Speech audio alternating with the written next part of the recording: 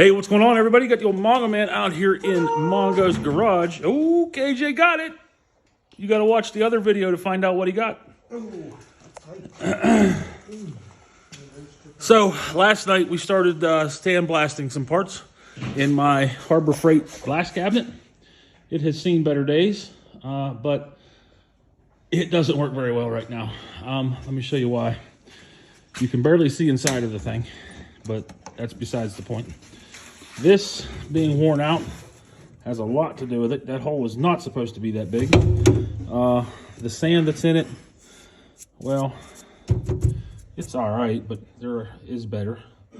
So we got a couple holes in the whatchamacallits here. And of course, now that there we go. There's a hole. Big old hole there. Big old hole over here. So we're going to get this thing rebuilt tonight so that I can sandblast some parts. Filled the drawer full of sand. KJ says I filled the drawer full of sand, and I sure enough did.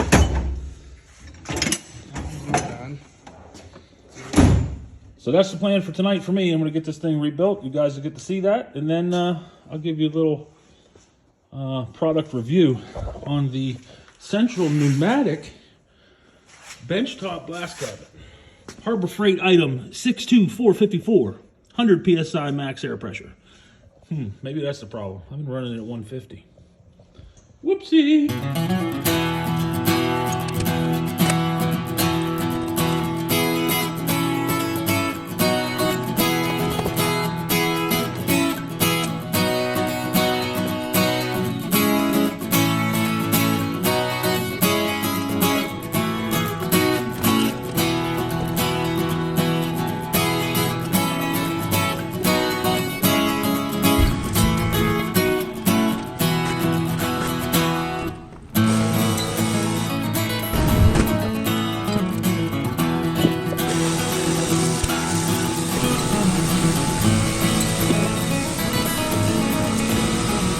All right, I'm just about done here with one side.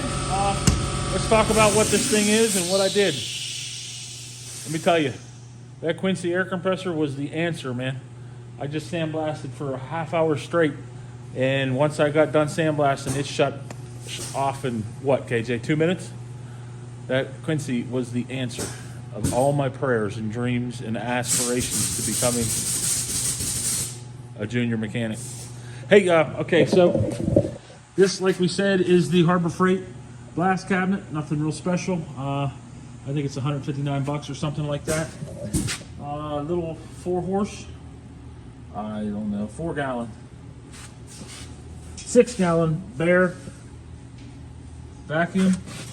We got the little Harbor Freight and Bear bag house there, built out of a 5-gallon bucket. A couple things hooked up. That fits right into the side. That all hooks right up, plugs right in. The interesting thing is this is sitting on top of a US General Pro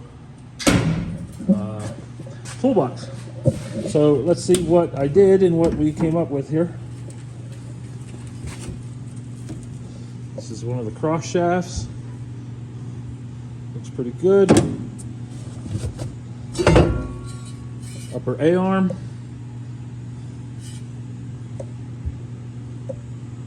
A little bit there, could use hit again, but for the most part, really nice. Lower A-arm.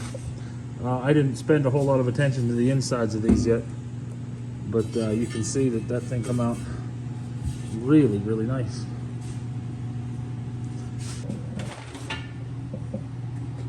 So this is what that bottom control arm looked like before we started, and that's what it looks like now. I think that's pretty good. There's the upper that I worked on today at work a little bit. Actually, I got a half hour on that.